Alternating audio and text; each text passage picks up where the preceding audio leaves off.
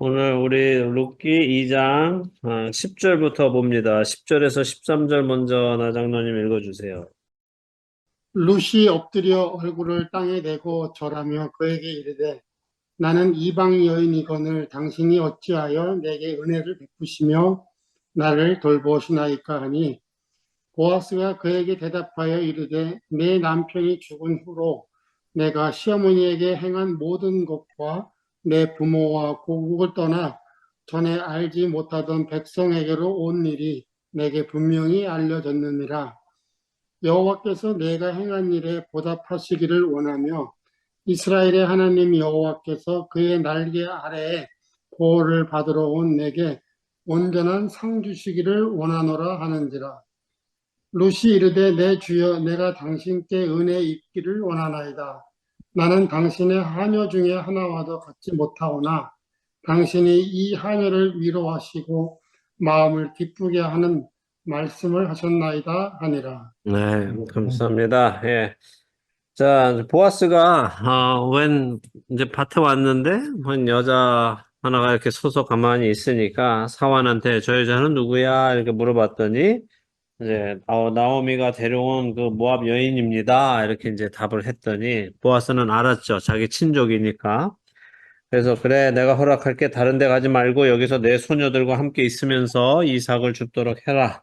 그리고 내가 부탁한 대로 일꾼들이 밭을 베어서 단을 만들면 너는 따라가서 모아라. 그것도 내가 허락해주고 또 소년들에게 내가 그리해도 막지 말라고 말해 놓았다. 그리고 목마르면 그 아이들이 길러온 물 마시면서 일해라 하고 허락을 해줬죠. 이거는 뭐 이제 당시에 율법으로 요구되는 거 이상으로 은혜를 베푸는 거죠.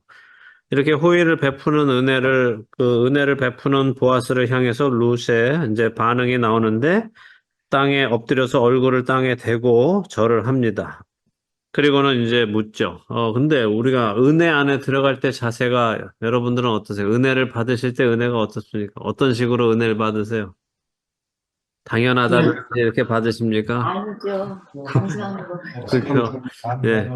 우리가 정말 이 은혜가 내가 받을 자격이 없는 은혜다라고 할 때는 우리가 자연스럽게 그렇게 납작 엎드려지게 된단 말이죠. 땅에 얼굴을 대고 정말 너무 나는 정말 이게 받을 자격이 없는데 이 주시는 은혜 너무 감사합니다 하게 되죠. 근데 은혜도 어느 정도 기대한 사람들은 은혜를 받을 때 자세가 벌써 별로 그렇게 감사하지 않죠. 룻은 이제 땅에 그냥 얼굴을 이렇게 대고선 이렇게 정말 은혜에 감사한 그 모습을 하죠. 근데 생각해 보면 먹고 살 방법이 없잖아요. 과부 두 명이 먹고 살 방법이 하나도 없는데 뭐 요즘처럼 어디 가서 뭐 일을 하고 뭐 얻어올 수도 없고 먹고 살 방법이 하나도 없는데 이렇게 먹을 것을 주겠다고 하시니까 너무너무 감사한 거죠. 이제 그리고 물어봐요. 이제 저는 이방 여인인데 어찌하여 저 같은 이방 여인에게 이런 은혜를 베풀고 돌보아 주십니까? 하는데 이제 원어로 보면 재밌는 게 이제 어떻게 이렇게 저처럼 별 볼 일 없는 사람을 별 볼 일 있는 사람으로 만들어 주십니까? 이런 의미예요. 어떻게 이렇게 밖에 있는 사람을 안에 있는 사람처럼 대해 주십니까? 이런 의미이기도 하고 보잘것없는 나를 보잘것 있게 만들어 주십니까? 이런 의미입니다. 자, 그러자 이제 보아스가 말하죠. 내가 너를 오늘 처음 보는 거지만 네가 네 남편이 죽은 후에 어떻게 네 시어머니를 모셨는지 내가 들어서 잘 안다. 너 시어머니 때문에 내 친부모도 떠나고 너 고향도 떠나고 여기까지 왔다며? 참 잘한 일이야. 장한 일이다. 아주 힘든 일인데 너 참 귀한 일 했구나. 그것도 너 시어머니 위해서 그렇게 한 거 아니니? 하나님께서 내가 행한 그 일을 다 친히 보답해 주시기를 내가 기도할게 하죠. 자, 이스라엘의 하나님 여호와이시지만 모압 여인 너한테 그분에게 은혜를 받기 위해 이 땅으로 왔으니 하나님께서도 너에게 은혜를 베풀어서 너를 마치 어미새가 새끼를 품듯 품어주시고 온전한 상으로 갚아주시기를 바란다. 이렇게 축복을 해줍니다. 우리가 하나님의 은혜 안에 들어갈 때 이게 정말 아기 새가 어미 새의 날개 안으로 들어가고자 하는 그런 모습처럼 들어가야 돼요. 도움도 이렇게 자존심 상해가면서 받으면은 자세가 좋지 않죠. 제가 여러 번 말씀드렸죠. 자존심이 강하면 도와달라는 소리가 안 나오잖아요. 그죠? 근데 하나님 앞에 자존심 세우면 안 됩니다. 자, 근데 하나님께서 정말 어미새가 새끼를 품듯 품어주시고 온전한 상으로 갚아주시기를 바란다. 이렇게 말하는데 아이러니한 게 뭐예요? 그 상이 바로 자기가 되는 거죠. 지금은 모르지만 자기는 그렇게 축복을 하지만 사실 그 상이 자기가 되는 겁니다. 자, 그럼 보아스에게 룻이 또 다시 말하죠. 내 주여 당신에게 은혜 입기를 원합니다 하죠. 나는 당신의 하녀 중에 하나보다 못한 존재인데 이렇게 말하는데 하녀라는 말이 이스라엘에는 하녀가 두 종류예요. 우리말로는 둘 다 하녀로 번역이 되는데 하나는 아마라는 히브리어가 있고 또 하나는 시프하라는 단어가 있어요. 아마라는 하녀는 결혼도 하고 가정도 꾸리고 나름 가족처럼 살 수 있는 하녀예요. 근데 시프하는 그런 자유가 없는 그냥 집에 정말 노예 같은 사람이 시프하예요. 그러면 여기서 자 룻이 나는 당신의 하녀보다 못한데 할 때 이 하녀는 어떤 단어를 썼을까요? 기뻐하죠. 그죠? 네, 정말 당신의 노예, 아무 자유도 없는 노예보다도 나는 더 못한 존재인데요. 라고 하니까 얼마나 겸손하게 자신을 이야기합니까? 응? 이게 다 지금 뭘 보여주느냐 하면 우리가 하나님의 은혜 안에 들어가기 위해서 우리의 자세가 어때야 하느냐, 우리가 어떤 나의 자신이 어떤 상태에 있는지를 깨달아야 하는 걸 알려주는 거죠. 룻은 알죠. 지금 보아스의 은혜가 없으면 우린 다 죽는다는 걸 아는 거예요. 자기와 자기 시어머니는 죽는다는 걸 알죠. 그런데 은혜를 베풀어 주니까 낯짝 엎드려지고 나는 정말 그런 은혜를 받을 자격도 없고 당신 집안의 노예보다도 못한 존재입니다. 우리 역시 마찬가지로 하나님의 자녀가 되는 거는 둘째치고 돌아온 청자처럼 나를 이 집안의 종의 하나로만 여겨주세요라는 우리의 자세가 있어야 된다는 거죠. 그래서 자기는 그렇게 낮은 신분이고 가장 낮은 신분보다도 더 낮은 사람이다라고 자신을 이야기합니다. 그런 나를 위로하시고 마음을 기쁘게 해주셔서 너무 감사합니다라고 말하죠. 네. 자, 14절에서 17절 현호 집사님 읽어주세요. 식사할 때 보아스가 룻에게 이르되 이리로 와서 떡을 먹으며 내 떡 조각을 초에 찍으라 하므로 룻이 곡식 베는 자 곁에 앉으니 그가 볶은 곡식을 주매 룻이 배불리 먹고 남았더라. 룻이 이삭을 주우러 일어날 때에 보아스가 자기 소년들에게 명령하여 이르되 그에게 곡식단 사이에서 줍게 하고 책망하지 말며 또 그를 위하여 곡식 다발에서 조금씩 뽑아버려서 그에게 줍게 하고 꾸짖지 말라 하니라. 룻이 밭에서 저녁까지 줍고 그 주운 것을 떠니 보리가 한 에바쯤 되는지라. 네. 18절까지인가요? 네, 17절까지. 이삭 주우러 밭에 온 이방 여인, 어떻게 보면 구걸하는 사람 같죠. 홈레스 같은 사람이죠. 그런 이방 여인인데도 불구하고 보아스는 어떻게 해요? 식사 때 그녀를 가까운 곳으로 불러서 식사를 같이 하도록 초청합니다. 이리 와서 떡을 먹어라 이렇게 초청을 하죠. 자, 여기 와서 차려놓은 이 음식을 같이 먹자 하는 건데 자, 일꾼들을 위해 준비한 음식을 구걸하러 온 여인에게도 나누는 것이 보아스의 은혜예요. 그런데 여기 더 놀라운 게 뭐냐 하면 그 초청을 받고 온 룻이 곡식 빼는 일꾼 옆에 앉으니까 보아스가 볶은 곡식을 주어서 룻이 배불리 먹게 했다 하는 거죠. 먹고 남을 정도로 주었다는 거예요. 자, 뭐가 중요한 것 같으세요, 여기서? 보아스가 직접 룻에게 주었다 하는 게 중요해요. 왜 중요할까요? 보아스가 직접 준 게 왜 중요할까요? 보통 안 그러는 거 아닌가요? 그렇죠, 그렇죠. 보통 안 그러죠. 보통 어떻게 하겠어요? 그냥 그 사람 시켜서 저한테 줘라 이렇게 하겠죠. 그렇죠. 네. 자, 주인이라면 지금 여기 하인도 잔뜩 있고 일꾼들이 많아요. 그러면 내가 야, 룻 일로 와. 여기 와서 같이 먹자. 그러고 야, 얼른 룻도 한 끼 챙겨줘. 얼른 한 상 차려줘. 이렇게 하는 게 너무 당연하잖아요. 그런데 보아스가 직접 룻에게 준단 말이죠. 이게 왜 중요하냐? 일단은 먼저는 보아스가 직접 줌으로 인해서 다른 사람 어느 누구도 불만을 가질 수가 없죠. 음, 보아스가 직접 주기 때문에 얼마를 주든 상관이 없단 말이죠. 만약에 보아스가 줘라 했을 때 사람들이 자기 생각에 알맞는 양을 주었으면 아주 조금 줬을 수도 있잖아요. 근데 보아스가 자기가 정말 풍족하게 해서 그녀에게 줬다는 게 중요한 거고, 자기가 분명히 그냥 하인에게 시켜서 할 수 있는 일임에도 불구하고 자기가 직접 한다는 것이 이게 자기에게 주어진 임무 이상으로 하는 헤세드의 모습이란 말이에요. 그러니까 우리가 해서 칭찬받을 일 정도에서 멈춰서는 안 되고, 섬김은 그것을 넘어서서 섬기러 가야 된다는 거예요.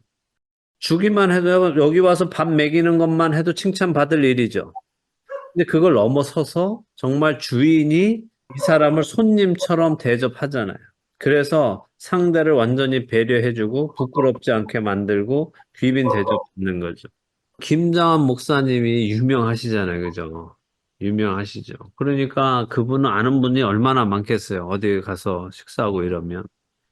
근데 그분이 존경스러운 게 뭐냐 하면 이런 식사하고 이런 자리에 제일 안 알려질 것 같은 사람을 자기 옆에 앉히죠. 음, 그러니까 저 같은 사람도 데려와서 이리 와, 여기 와, 앉아. 이렇게 하고, 그, 막, 네, 몇백 명 식사하는 데서도 이렇게 앉혀서 자기 옆에 놓고서는 이렇게 한다고. 그러면 사람들은 다 생각할 거예요. 저 사람 누군데 김장호 목사님 옆에 앉아? 이렇게 할 거 아니에요. 그러니까 그런 사람들한테 소외받는 이런 느낌을 안 주도록 하신다고. 그런 게 참 감사한 거죠. 자, 그래서 이제 뭐 신나게 잘 먹었겠죠. 그죠? 우리는 여기서 이 보아스가 어떤 인격의 사람인지 잘 볼 수 있고, 바로 이게 이 보아스가 누구의 그림자라고요? 예수님의 예수님의 그림자죠. 그러니까 예수님이 우리 죄인들을 어떻게 대하신다. 정말 배려심 있게 대하시고, 우리가 아무것도 아닌 정말 거지 같은 죄인인데도 불구하고 우리에게 이렇게 직접 친히 그냥 천사들 시켜서 제 구원해줘 이렇게 하시는 게 아니라 자기가 친히 직접 십자가에 올라가셔서 죽으시고 우리를 위해 피를 흘리시고 하시는 거죠. 자, 이렇게 룻이 잘 먹고 나서 또 부지런히 이삭을 주우러 일어나 나갑니다. 자, 이렇게 그녀가 나가자 보아스가 다시 은혜를 베푸는데 지금 룻은 벌써 이삭 주우러 간 거예요. 그래서 지금 룻은 없어요. 저희 가서 죽고 있어요. 그러니까 자기 지금 종들한테, 남자들한테 이야기를 하는 거예요. 처음 룻이 와서 사원에게 부탁했던 그 일을 하도록 허락해 주는 거죠. 그래서 지금 그 일꾼들한테 너희들 곡식 단 이렇게 할때 루시 그 사이에서 줍도록 해줘. 뭐라고 하지 말고, 창피 주지 말고, 그리고 오히려 곡식 다발해서 그녀가 눈치 못 채게끔 조금씩 꺼내서 이렇게 더 떨어뜨려 줘라. 이렇게 하는 거죠. 자, 가난한 자들이 추수 때에 밭에 나와서 곡식을 줍도록 허락하는 것은 모세의 율법에 있다고 말씀드렸어요. 이건 해야 되는 거예요. 그런데 거기에도 규율이 있죠. 그냥 가난한 사람들 오세요. 그래서 일단 집어가세요라고 먼저 하는 게 아니라 그 밭의 주인이 먼저 자기가 추수를 하고 내 귀퉁이는 내버려 둔 다음에 자기가 다 가져간 이후에 가난한 사람들이 와서 가져가게 되어 있단 말이죠. 그런데 지금 보아스는 그렇게 하지 않고 먼저 가져가게끔 지금 이렇게 은혜를 베풀고 있다는 거예요. 그러니까 보아스는 룻이 추수 뒤에 이삭을 죽게 해주는 것만으로도 모세의 율법을 지킴으로 의로운 사람인데 그거 이상, 내게 요구되는 것 이상으로 해주는 참된 은혜를 베푸는 사람이다 하는 거예요. 그래서 여러분들도 계속 이거 생각하셔야 돼요. 정말 은혜는 뭐다? 내게 요구되는 것 이상으로 내가 하는 것이 은혜다. 그러니까 보아스는 룻에게 이삭만 줍게 해줘도 할 일을 다 하는 것이었지만 그것을 넘어서 자신에게 요구되지 않는 것까지 자진해서 다 하도록 합니다. 그래서 곡식 단 사이에서 줍게 해주기도 하고 일부러 단 사이에서 빼어 버려서 그녀가 이렇게 아이고 오늘 이렇게 많이 떨어졌네 하고 잘 가져가게끔 하는 거죠. 그리고 책망하지 말라, 꾸짖지 말라 이렇게 합니다. 학자들의 이제 기록에 따라서 보면은 당시 이제 사사 시대 당시에 이 주인들은 단 사이에 막 단을 이렇게 배 나가면은 이제 상당히 많이 땅에 떨어지니까 이게 일꾼들이 일부러 이제 자기네가 가져가려고 이렇게 쓱쓱 빼놓고 이제 한단 말이에요. 그러니까 그것 때문에 주인이 그렇게 나가는 게 싫어서 아예 주인이 그거는 직접 자기가 줍고 다니는 주인도 있었고, 혹은 이렇게 그 줄을 쳐놔서 접근 금지 이거 이렇게 막아놓고 못 들어오게 하는 주인들도 있었고, 이렇게 가난한 자들이 이삭이 별로 없으니까 이 근처에 오면은 막 이제 사람을 지켜서 못 오게 막 막고 혼내고 꾸짖고 이렇게 했었다고 해요.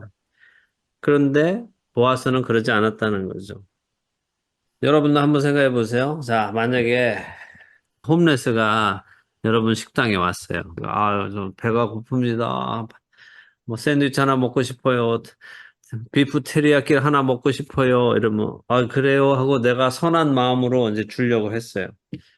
근데 내 생각에 뭐 내가 자, 레귤러를 주려고 했는데 라지로 주시면 안 될까요? 이러면은 갑자기 아이고 미안해요 하고 라지로 주는 사람도 있고 자식이 주는 대로 처먹지 이렇게 하는 사람도 있단 말이죠. 그럼 또 이렇게 라지로 주시면 거기에 쪽에 마요 좀 이렇게 많이 발라주시고 좀 뭐 이렇게 자꾸 뭘 물으면은 점점 내가 처음에 베풀려던 마음이 점점 어떻게 돼요? 그죠? 예. 나가 이놈아.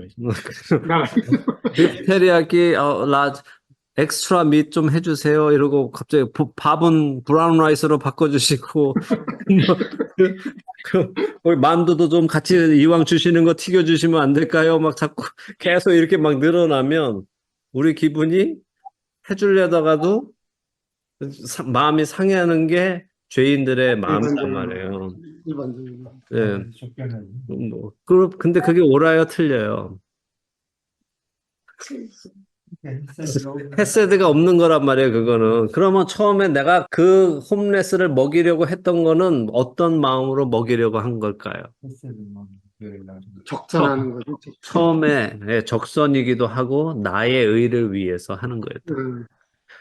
근데 나의 의를 나타내기 위해서 하려고 했는데 그 사람이 더 요구하면 내 마음이 변한다는 건 나는 헤세드가 없는 사람인 거예요. 나는 은혜가 없는 사람이에요.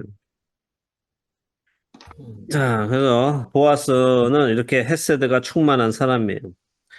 자, 이렇게 해서 은혜를 받은 룻이 저녁까지 막 열심히 줍습니다. 엄청 열심히 줍죠.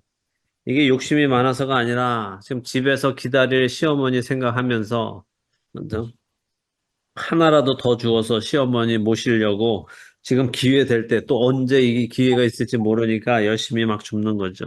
이렇게 모은 것이 얼마요? 한 에바. 얼마쯤 될 것 같으세요? 한 에바. 쌀 12대. 12대. 근데 학자마다 이제 계산법이 틀리는데 보통 30파운드라고 생각해요. 30파운드. 꽤 되네. 그러니까 14kg. 여러분들 가게에서 쌀 사실 때 50파운드 사시죠. 그죠? 50파운드. 예. 네. 그거 반보다 조금 더 큰 거. 우리가 보통 마켓에서 10파운드 쌀 아마 하죠. 그거 한 3개니까 혼자 들고 가기도 힘들고. 혼자 들고 가기도 힘들 정도로 많은데 룻이 지금 최소 11일, 많게는 22일 양의 음식, 그러니까 곡물을 주운 거예요. 하루 만에. 그러니까 2주에서 3주치 지금 먹을 거를 하루 만에 챙겼단 말이죠. 하루에 일당으로 쳐도 엄청 많이 받은 겁니다, 지금. 자, 18절에서 22절까지 박 집사님 읽어주세요. 그것을 가지고 성읍에 들어가서 시어머니에게 그 주운 것을 보이고 그가 배불리 먹고 남긴 것을 내어 시어머니에게 드리매 시어머니가 그에게 이르되 오늘 어디서 주었느냐 어디서 일을 하였느냐 너를 돌본 자에게 복이 있기를 원하노라 하니 룻이 누구에게서 일했는지를 시어머니에게 알게 하여 이르되 오늘 일하게 한 사람의 이름은 보아스니이다 하는지라. 나오미가 자기 며느리에게 이르되 그가 여호와로부터 복 받기를 원하노라. 그가 살아있는 자와 죽은 자에게 은혜 베푸기를 그치지 아니하도다 하고, 나오미가 또 그에게 이르되 그 사람은 우리와 가까우니 우리 기업을 물을 자 중에 하나이니라 하니라. 모압 여인 룻이 이르되 그가 내게 또 이르기를 내 추수를 다 마치기까지 너는 내 소년들에게 가까이 있으라 하더이다 하니, 나오미가 며느리 룻에게 이르되 내 딸아 너는 그의 소녀들과 함께 나가고 다른 밭에서 사람을 만나지 아니하는 것이 좋으니라 하는지라. 네, 자, 루시 오늘 준 이삭과 또 배불리 먹고 남은 볶은 곡식과 빵을 가지고 집에 왔으니까, 그러니까 날 곡물만 가져온 게 아니라 지금 당장 시어머니가 바로 드실 수 있는 볶은 곡식과 빵도 지금 가지고 간 거예요. 그렇게 그냥 막 정말 30파운드짜리 푸대를 들고 이렇게 왔으니 나오미가 놀랄만 하죠. 이거 어떻게 된 거야? 그죠? 게다가 음식까지 싸웠으니 이거 보통 일이 아니죠. 단번에 알았죠. 그러니 묻습니다. 얘야, 너 오늘 어디서 주웠니? 어디서 일한 거니? 아이고, 누군지 모르겠지만 너를 이처럼 대접해준 그분한테 복이 있기를 바란다. 아이고, 고맙기도 해라. 이제 그렇게 막 칭찬을 했겠죠. 그러자 룻이 오늘 일하게 허락해준 분이 보아스 님이라고 하던데요. 이렇게 이제 얘기를 했습니다. 그러니까 나오미가 20절, 아이고, 저런 그분 하나님으로부터 복 받아야 돼. 그분이 죽은 내 시아버지와 내 남편 생각해서 또 살아있는 나와 너에게까지 이렇게 은혜를 베풀어 주시는구나. 아이고, 이런 분이 어딨냐, 세상에. 하면서. 그리고 그 어른이 말이다. 우리 집안 사람이야. 우리 기업 물을 자 중에 한 분이시다. 이렇게 말하죠. 자, 기업을 물을 자라는 말이 이제 여기 나오는데, 기업 무르는 게, 이게 사실 무르는 게 한국어로도 요즘은 거의 안 쓰는 말이잖아요. 그러니까, 이게 요즘 젊은 사람들은 기업 물을 자 하면은 다 유업을 받을 자로 이해해요. 근데 이제 우리는 옛날에는 이렇게 이거 물러주세요. 이게 있었잖아요. 물러주는 거, 다시 돌려주는 거, 원위치 해주는 거. 그죠? 예, 리턴 해주고, 리펀 해주고 하는 게 이제 그거죠. 물려받는 게 아니라 무르는 거죠. make even 하는 거예요. 원래의 자리로 돌리는 겁니다. 그런 사람이죠. 자, 이걸 이제 히브리어로는 고엘이라고 해요. 고엘. 이 고엘이 아주 중요하죠. 자, 여러분이 아시는 만큼 한번 나눠보세요. 고엘이 뭡니까? 기업 무르는 자가 뭐예요? 뭐 하는 사람입니까? 하나님이 이 고엘 제도를 만들어 주셨는데 모세 율법에 의하면 왜 만들어 주셨는가? 첫째, 이스라엘 지파가 하나님으로부터 분배받은 기업, 그러니까 땅을 하나님께서 나눠 주셨잖아요.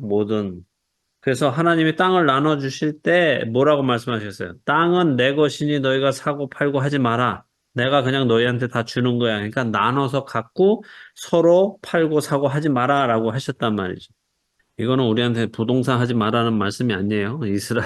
이스라엘 백성들이 가나안 땅을 받았으니까 이거를 똑같이 분배받았으니까 그렇게 사는데 혹시라도 살다가 이제 뭐 아들이 없이 죽거나 이게 과부들만 남거나 이러면 이 땅의 주인이 없으면 이 땅이 어디론가 가거나 뭐 하게 될 거 아니에요. 그러면 이것을 그 집안에 어떻게든 돌아갈 수 있게 그 사람의 이름으로 돌아갈 수 있게끔 해주게 하시기 위해서 만드신 것이 이 고엘 제도입니다. 그러니까 땅을 영구히 보존하고 그들의 혈족을 유지하게 하기 위해서 하나님이 만드신 법이 고엘 법입니다.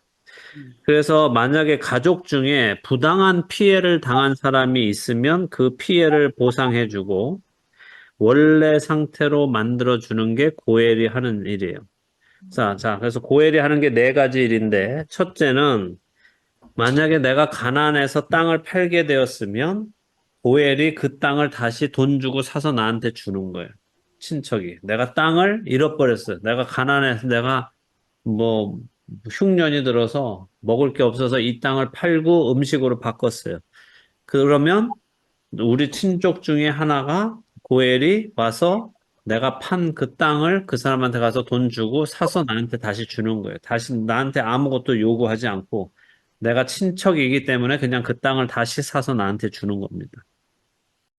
둘째, 내가 이렇게 하다가 땅도 팔고 땅도 팔았는데 또 돈이 없어서 결국 내 스스로를 남의 집에 종으로 팔면, 종이 되면, 남의 집에 종이 되면 나 와서 내가 된 그 종값을 돈을 내주고 나를 자유롭게 해주는 것 역시 고엘이 하는 일이에요. 기업물을 자가. 자, 세 번째, 이 친족이 억울하게 어디 가서 얻어맞거나 죽임을 당하거나 이런 일을 당하면은 그 복수를 해주는 것 역시 고엘이 하는 일이에요. 제가 어디 가서 누구한테 한 대 맞았어요. 근데 저는 무서워서 그 사람을 못 때려.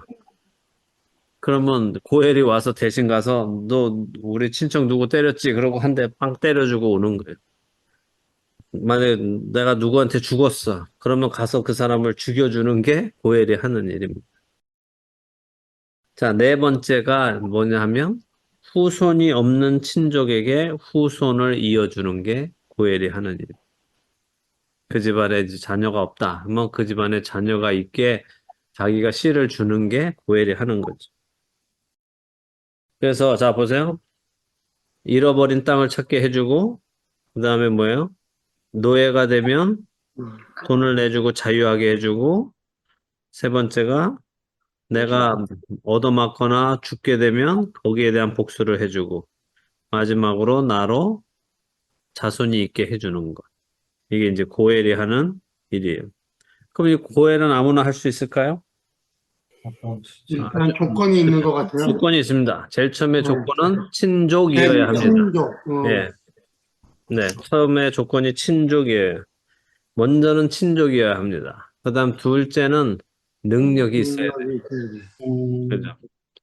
능력도 없는데 어떻게 가서 때려주겠어요? 때려주러 갔다가 더 맞고 오면 안 되잖아요. 노예 값을 줄 만한 돈이 있어야 자유하게 해줄 수 있고, 땅을 다시 사줄 재력이 있어야 가능하죠. 그 다음에 마지막 세 번째가 제일 중요한데, 자원해서 해야 돼. 의무니까 억지로 하는 게 아니라, 제가 하겠습니다 하고 자원할 때 가능한 거예요. 자, 이 고엘 제도를 하나님이 왜 만드셨을까요?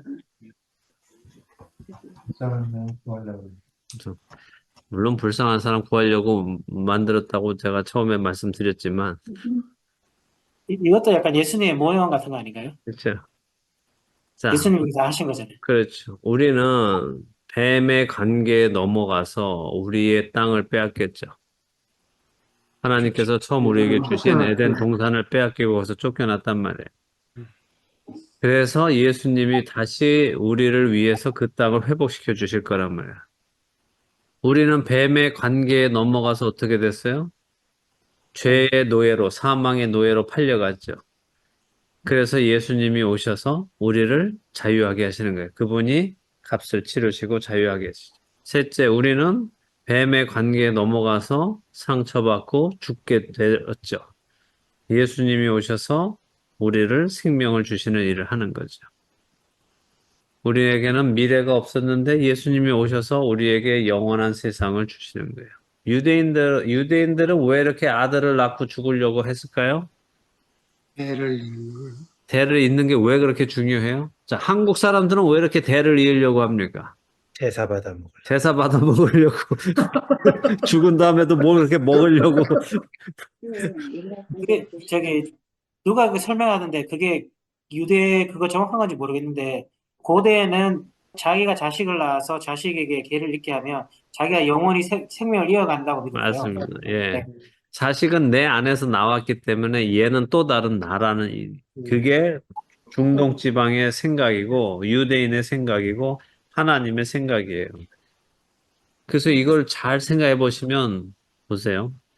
우리는 그냥 난 죽으면 아이고 나는 죽으면 끝이네 이놈들아 잘 살아라 이렇게 하는 게 이제 한국 사람들 생각 아니에요. 그렇죠? 그래서 너는 나 제사나 잘 지내서 제사밥 먹게 해줘라 하는 게 한국 사람들 생각인데 유대인들은 그렇게 생각 안 한단 말이죠. 근데 이건 하나님도 그렇게 생각 안 하세요. 하나님도 그렇게 그 개념을 가지고 계세요. 너가 죽는 게 아니다는 거예요.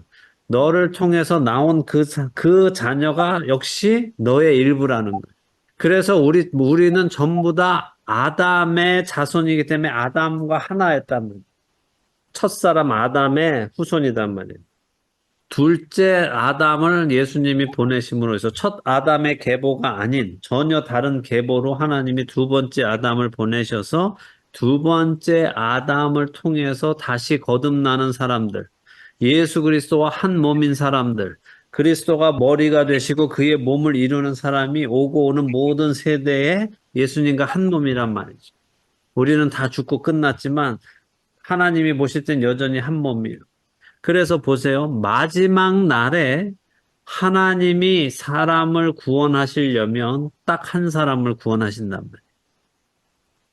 하나님의 스탠다드에, 그러니까 하나님의 기준에 도달할 수 있는 사람은 딱 한 명밖에 없죠.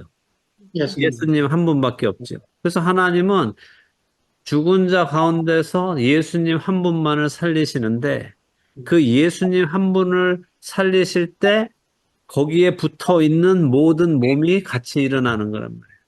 모든 성도, 모든 믿는 자가 그의 몸을 이룬다고 했잖아요. 그가 머리시고 우리는 그와 한 몸이란 말이에요. 연합하는 거란 말이에요. 이 개념이에요.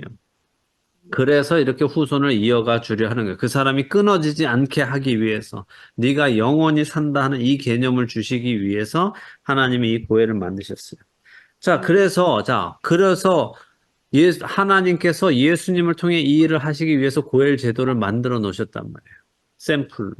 그리고 직접 오시는데 그러니까 이제 왜 예수님이 육신에 입고 이 땅에 오셨는지 이해가 되세요? 되죠.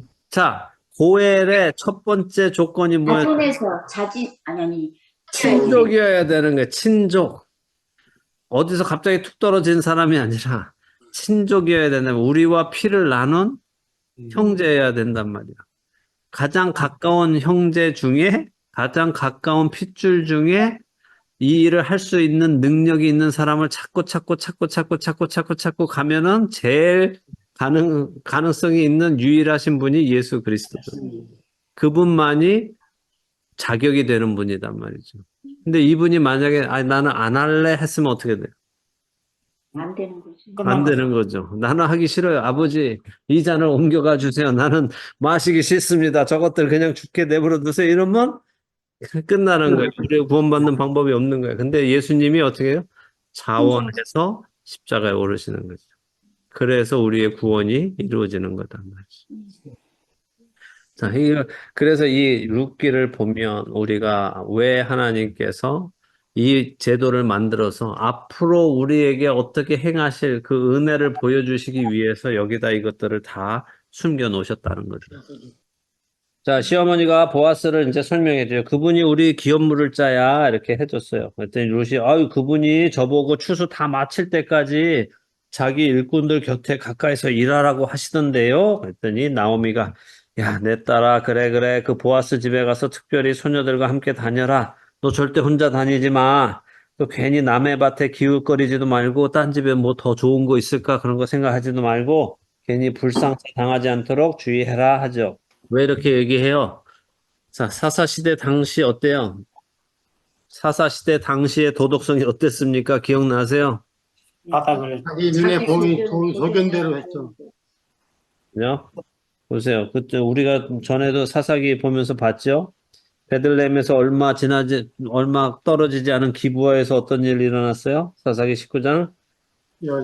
에브라임 산지 구석에 거류하던 레위 사람이 이 동네 요 베들레헴 여자를 첩으로 맞아서 여기서 조금 떠나서 에브라임 지파 가다가 기브아에서 어떻게 해요? 그 끔찍한 일을 당했잖아요. 그 얼마나 무서운 시대예요, 당시가. 지금 이 룻의 시대도 사사 시대니까 기브아에서 동선 강간 이런 시도가 있었고 첩을 밤새도록 강간했던 일 역시 사사 시대에 일어난 일이니까 흉흉한 때죠.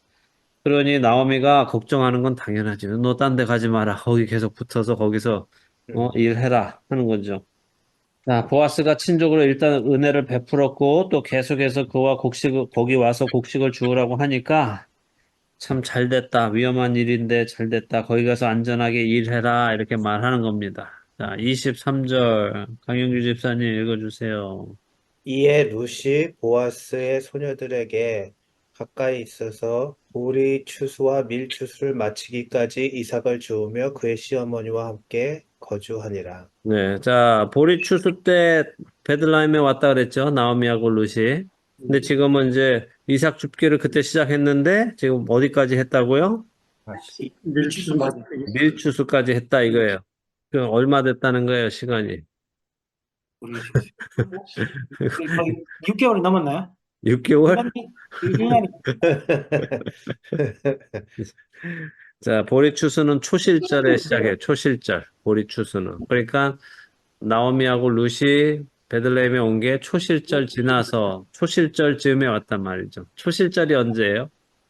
휴일절이 6월절 지나고 6월절 목요일 다음 날이죠. 그죠? 예. 3일째 되는 날 초실절이죠.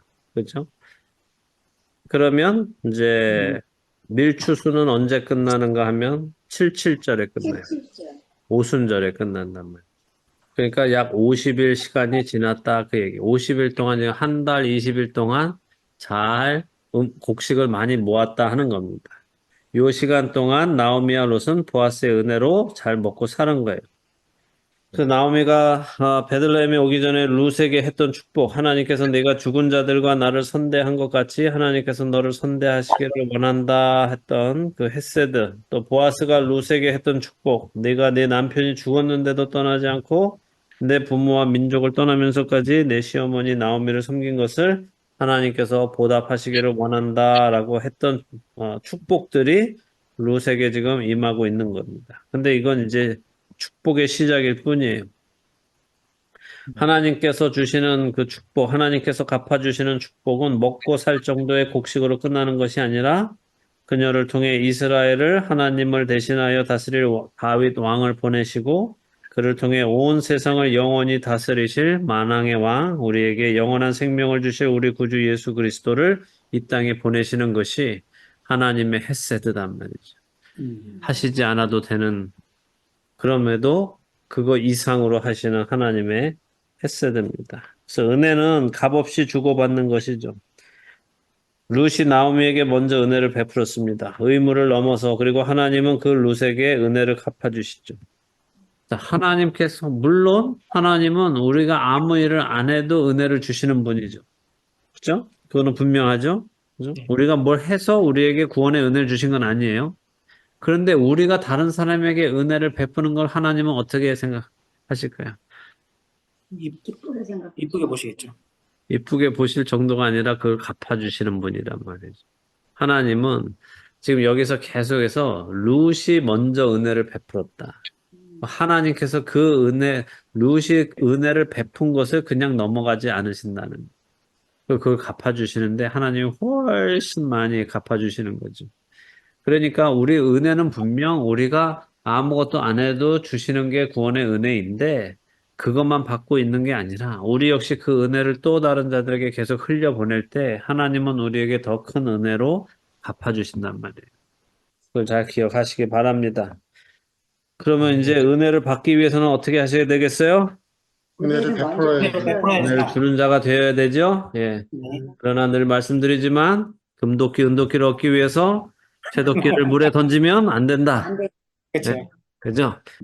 나무를 베다가 빠뜨리는 건 된다. 그런데 아이고 나도 금도끼 은도끼 해야지 하고 빠뜨리는 건 안 되죠. 그러니까 은혜를 받기 위해서 은혜를 베푸는 게 아니라 내가 은혜를 받았기 때문에 은혜를 베푸는 선순환이 일어나기를 바랍니다. 예.